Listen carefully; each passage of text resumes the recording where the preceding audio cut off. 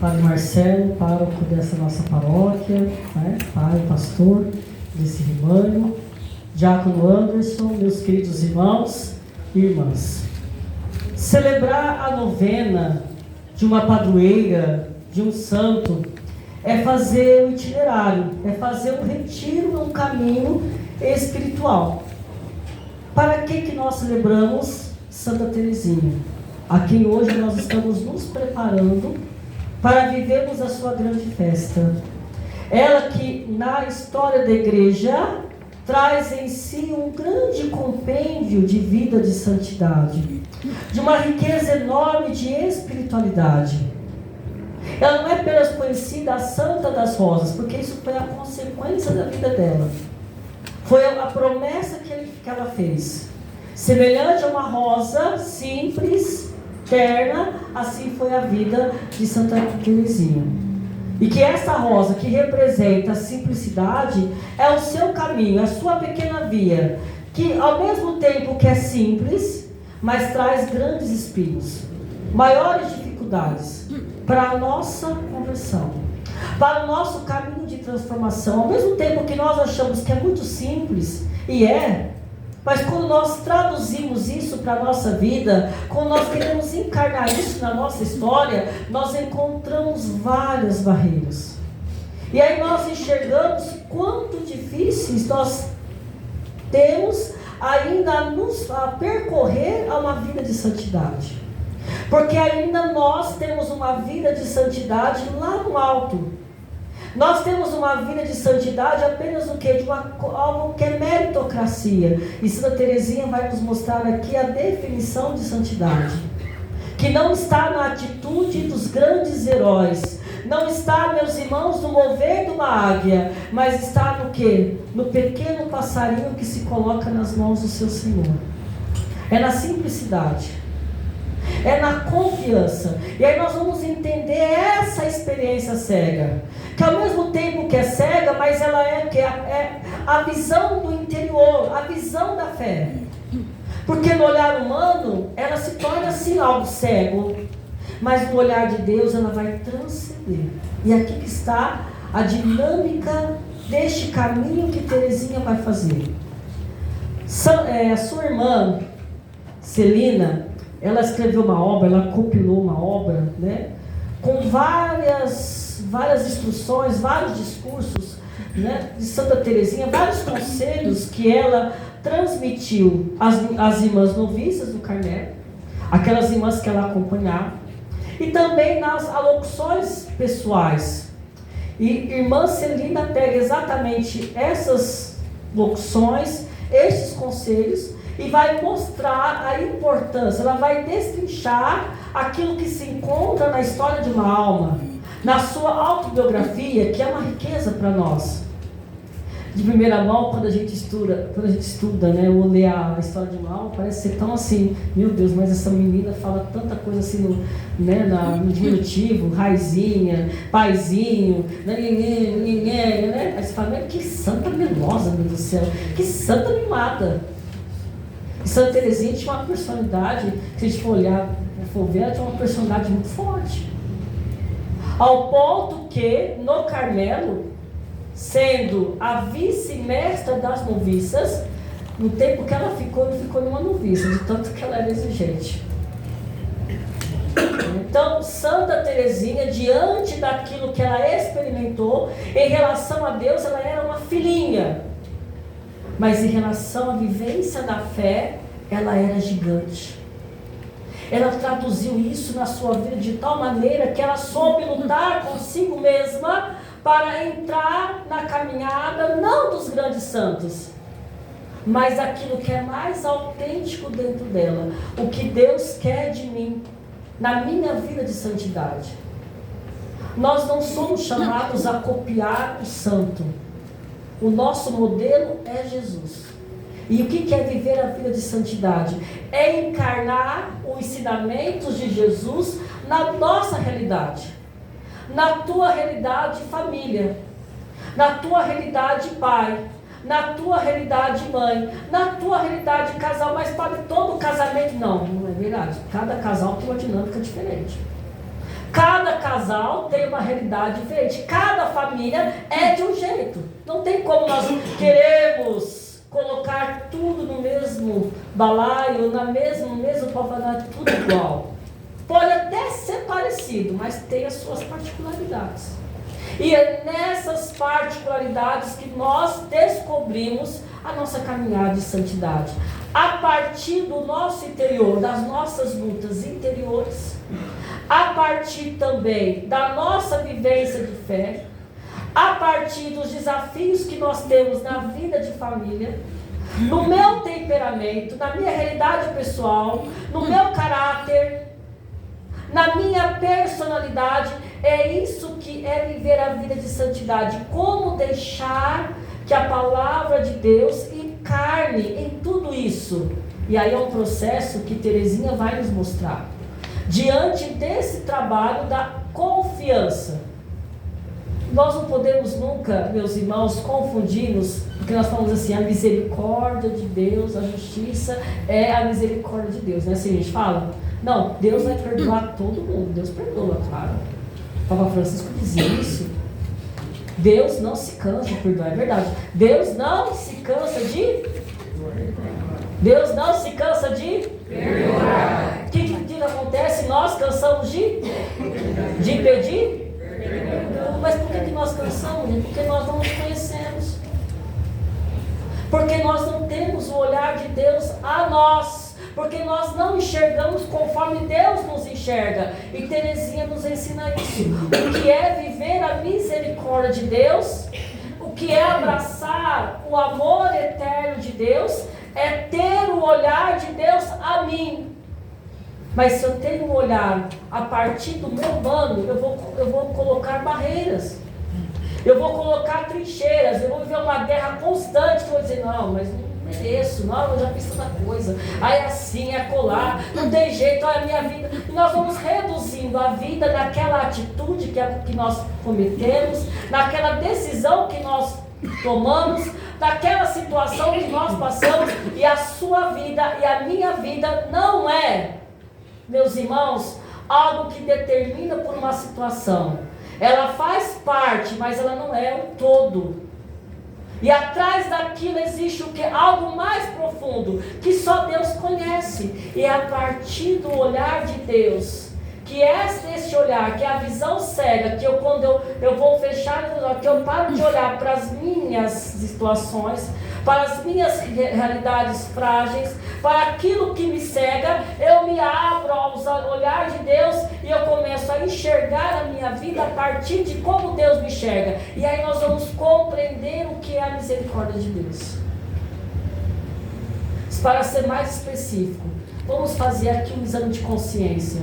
Quando eu procuro o sacerdote para confessar, como que eu saio da confissão? Eu saio confiante de que Deus me perdoou, eu fico me questionando, será que Deus me perdoou mesmo? Será que eu confessei mesmo? Será que Deus foi? Será que ainda? Então, quando nós começamos a questionar muito, é porque a gente não acredita no perdão. Porque nós ainda temos aquela situação como algo determinante para a nossa vida. Nós nos apegamos àquilo ali. E aí ficamos o quê? Ficamos nos esbajando com muitas coisas. Porque o que é o que o Evangelho vai nos propor hoje, neste domingo? Que aquele homem não é a relação entre o rico e o pobre, gente. Isso, o Evangelho vai mais longe do que isso. Isso é consequência. Porque pobres tereis e ricos também tereis. A questão do Evangelho não está fazendo crítica do rico e do pobre, não. Vamos pegar o Evangelho do domingo passado. Aquele homem que perdeu tudo, foi um mau administrador, o que ele fez? Ele foi esperto. E ele fez o quê? Amizade com o quê? Com o dinheiro da iniquidade. Ele começou a dar um jeito na vida dele. Ele foi inteligente. Jesus não bateu palmas pela vida dele, mas Jesus elogiou a determinação daquele homem, porque a vida dele se resumia naquilo. Quando nós não sabemos administrar a nossa vida na luz de Deus, nós começamos a administrar o que? Na nossa visão, o que eu enxergo? Aonde que meus passos alcançam? Aonde que as minhas mãos tocam? Mas por que eu faço isso? Porque eu quero preencher algo que está dentro de mim. E o que é um rico epulão? O que é esse homem que, meus irmãos, que o Evangelho nos coloca, que não tem nome?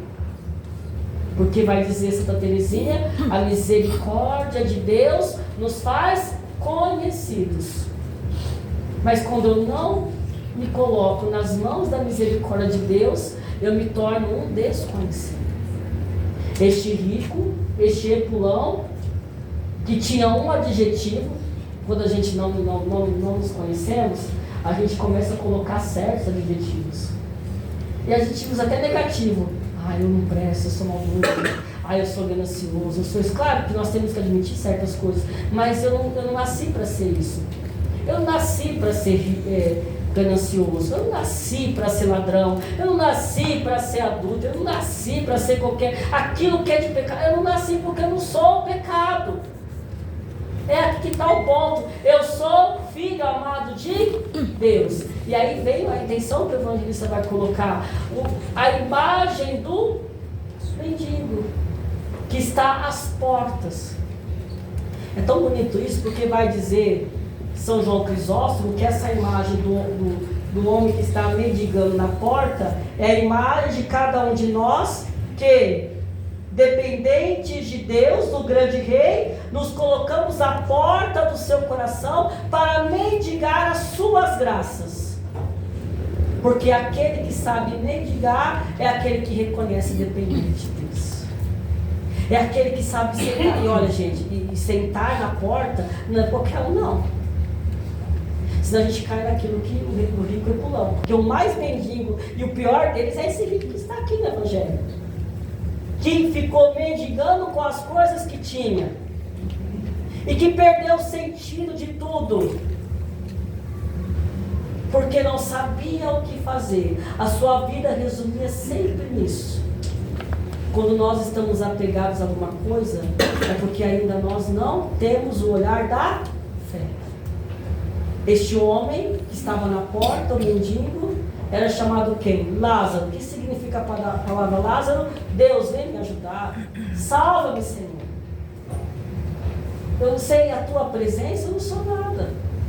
E Teresinha exatamente viveu isso. Quando nós olhamos o livro 4 da sua obra, é exatamente esse trabalho da confiança. Mas da onde que Teresinha vai tirar isso, gente? Aqui eu vou terminar a reflexão, porque o padre, quando fala de Teresinha, se aponta, se empolga. Porque Teresinha é tudo. Nossa, maravilha. Fala Teresinha é maravilha. Mas Teresinha vai tirar onde esse itinerário da confiança? Dos padres do deserto. Quando ela vai pegar ali os padres do deserto e ela vai ler uma cena que estava ali, de uma mulher que diante de um padre, ela pediu: padre, eu preciso de uma penitência. Que penitência que o Senhor tem a me dar? E aquela mulher recebe exatamente aquela penitência. E o padre o leva para o deserto. Está anoitecendo. E quando chega ali, o padre João, esse é o nome que Santa Teresinha coloca, que ela vai ver naquele livro, né, dos padres do deserto, ele faz um quê? Um travesseiro de areia. E pede para aquela pessoa colocar a sua cabeça. Ele faz o sinal da cruz e coloca. Exatamente naquele momento em que ela está ali fazendo a sua penitência, ela enxerga uma luz em cima daquela mulher. E ela se aproxima daquela mulher diante da sua literatura, da sua experiência, e ela vê que aquela mulher já tinha se entregado aos braços do Pai.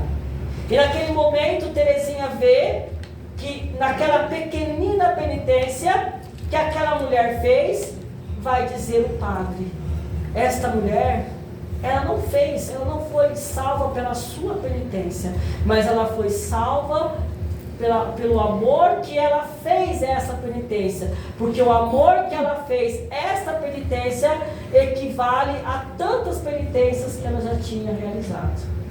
Vale mais um amor feito, uma penitência feita com amor, do que uma penitência sem amor, com peso. A pergunta que nós devemos fazer, meus irmãos, diante da misericórdia de Deus, nós fazemos com amor? Terezinha vai dizer que o caminho da confiança, o itinerário nasce aqui. Senhor, eu quero fazer a tua vontade.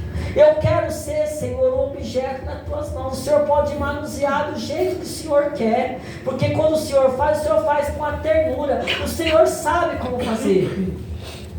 Eu quero me colocar nas tuas mãos. E aí vem a pergunta, meus irmãos, o que é viver na confiança?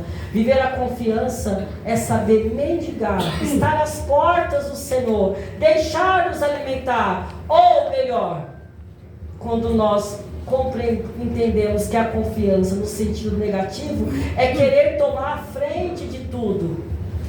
Lembremos que no Evangelho, a quem Jesus está falando? Aqui já é a resposta de tudo. A quem Jesus está dirigindo esta parábola?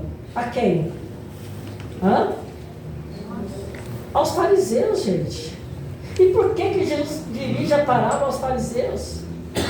Qual que é, meus irmãos, a pior vaidade, a pior riqueza, aquilo que vai nos ensoberbecendo? É a vaidade religiosa. É quando nós vamos nos cobrindo de tudo e nós achamos que nós somos mais dependentes de Deus. Não acolhamos a novidade de Deus, não acolhamos aquilo que Deus quer, nos fechamos. Jesus vai além dessa parábola. Não importa se vocês têm Moisés, se vocês têm profetas, mas se vocês não escutam, se vocês não abrem o coração de vocês, vocês não vão entender o que é viver a graça, a vida da graça. Porque o que nos leva para o céu são as obras que nós fazemos? Ou é, meus irmãos, a abertura à graça de Deus? O que nos leva para o céu? Essa é a pergunta que nós temos que fazer. Ah, Padre, mas eu faço tanta coisa boa. Que bom, maravilha. Até gente que não vai na igreja faz coisa boa, gente. Uma pessoa que não precisa vir na missa para fazer coisa boa, né, Padre? Não precisa vir na igreja para você ser uma pessoa justa, honesta. Porque isso é uma lei natural que todos nós carregamos. De não fazer mal para o outro. De nós seguirmos com a nossa coragem. Porque nós somos seres humanos, somos racionais. Nós sabemos tomar decisões. O que é bom para mim, o que é bom para o outro. Mas o que eu estou fazendo aqui para acolher as graças de Deus, como Lázaro? Porque as graças de Deus me levarão para a eternidade, para o coração de Deus. Porque levar para o coração de Deus é dizer para mim, eu abri o meu coração antes, para que o coração de Deus pudesse entrar dentro de mim. Para que eu pudesse acolher o dom de Deus.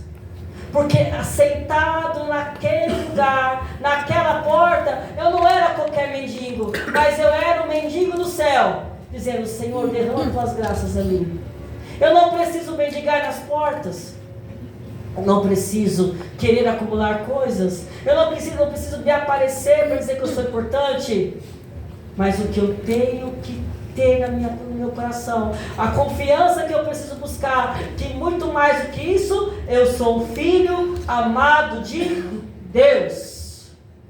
E o que virá é só consequência, gente.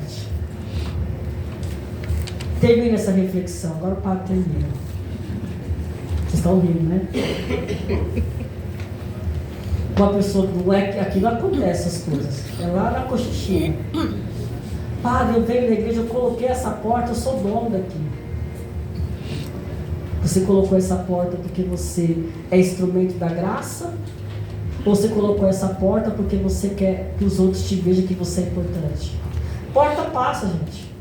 E vai envelhecer igual com você. Vai envelhecer com você e vai morrer com você. E daqui a pouco vai tirar do lugar e vai colocar outra. Olha aí. Você e eu estamos nos reduzindo na porta.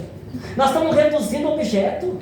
Nós estamos reduzindo as coisas. Nós não somos isso, gente. Deus não nos chamou para nós nos reduzirmos a isso. Deus nos chamou para quê? Algo maior.